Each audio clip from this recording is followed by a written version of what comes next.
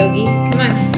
Okay, all right, Go sit down. Greetings everyone. Today's pose is Setu Bandha Sarvangasana, the supported bridge pose. So this is a very common pose that we see. It's a great precursor to building up to Urdhva Dhanurasana, the full back bend.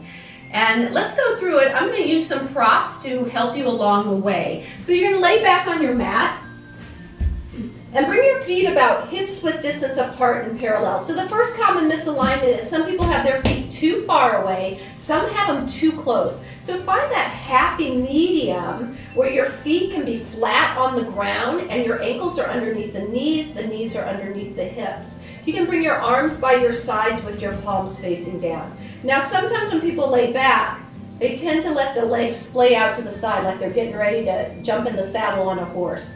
You want to keep your knees over the ankles so when you lift up, the legs don't splay and you don't compress the low back. If it's difficult for you, I'm going to suggest you take a block, place it between your thighs just above the knees. And now when you lift up, you have something to hug into so that the legs don't splay out to the side. So there's one tip.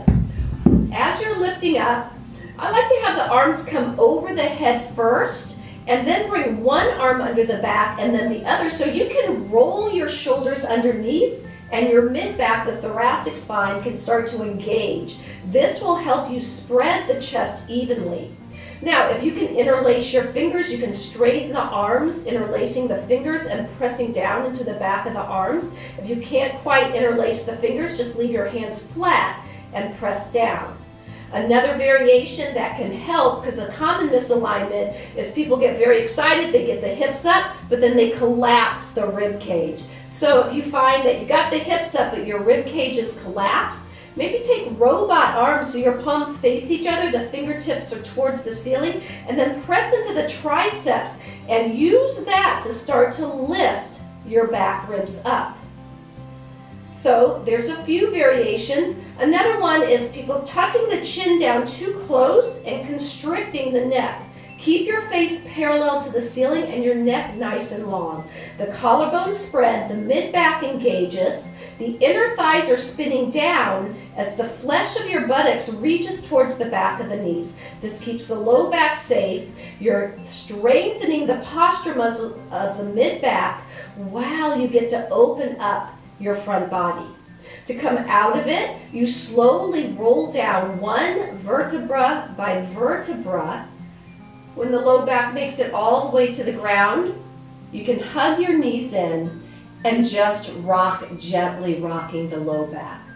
Now, if this is a very challenging pose for you, I'm going to just give one more example of some things you can do to ease into it.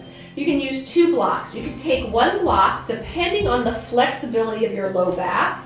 You can place it underneath your sacrum. So this might be one lift, a little more flexible. Maybe you bring it up a little bit higher. Maybe you're very flexible. You bring it up and you place it at the sacrum, not on the low back, but on the sacrum.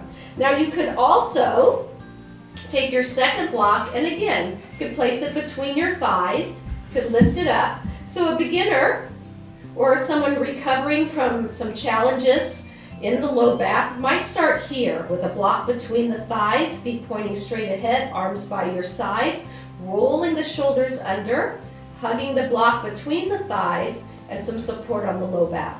As you start to progress, you'll come up a little higher, and you may work here. As you start to progress and you start to be able to keep the inner thighs spinning down and the knees over the ankles, maybe you take the block out and maybe you start to work up a little bit higher. Eventually, you'll get to the point through practice of maybe no blocks and interlacing the fingers and pressing all the way up.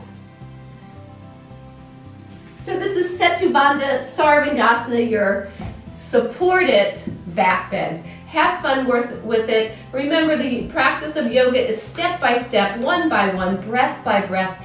Take your time with it and keep practicing. Remember, please like, comment, and subscribe, and I'll see you for our next pose.